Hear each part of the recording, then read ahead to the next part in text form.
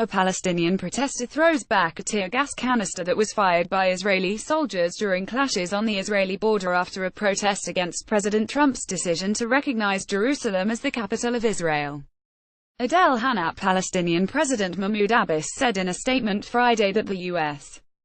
is no longer qualified to sponsor a peace process between Israelis and Palestinians because of President Trump's decision to recognize Jerusalem as Israel's capital. Thousands of people across the Middle East took to the streets on Friday, the Muslim holy day, to protest the move by Trump, the first world leader since Israel's founding to declare Jerusalem a country's capital.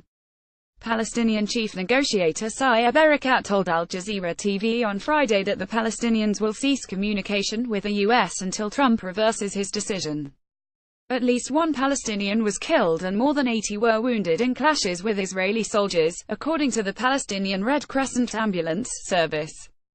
Yolande Nell of the BBC tells Here Now's Robin Young that although there was a heightened Israeli security presence at religious sites in Jerusalem, no new restrictions were placed on Palestinians praying there so far. These protests are not the biggest we've seen even in recent times, she says.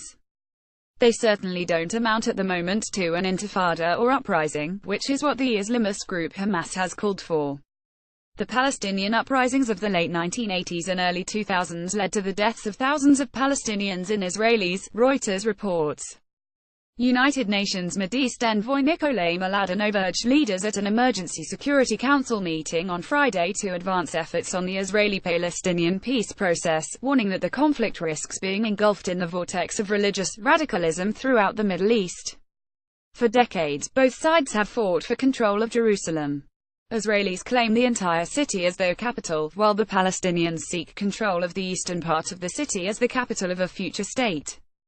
According to the BBC, at least 330,000 Palestinians in East Jerusalem, which has been occupied by Israel since the 1967 war. Trump broke from long-standing U.S. policy this week when he declared his plan to move the U.S. embassy from Tel Aviv to Jerusalem. Secretary of State Rex Tillerson told reporters in Paris on Friday that the decision did not indicate any final status for Jerusalem and asserted the city's standing should still be settled in negotiations between the two sides.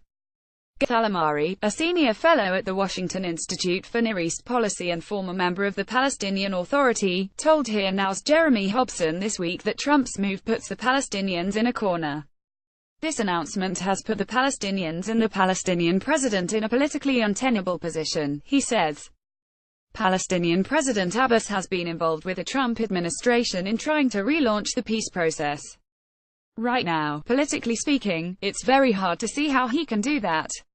Some experts have suggested Trump should have used the U.S. embassy location as a bargaining chip to relaunch the peace talks. This was a giveaway by Donald Trump to the Netanyahu government, Neri Zilber, an analyst with the Washington Institute, told Hobson this week. For a dealmaker, as Mr. Trump likes to see himself, this was pure victory for the Israeli side without the U.S. interests receiving anything in return. This latest move by the Trump administration will likely add to growing unease among the Palestinians that a U.S. brokered deal with Israel will be unfavorable to them. Last month, the U.S. reversed its decision to close the Palestinian diplomatic mission in Washington, D.C., deciding to impose restrictions that may be lifted after 90 days instead. The State Department had said the Palestine Liberation Organization office must shut down under a provision in U.S.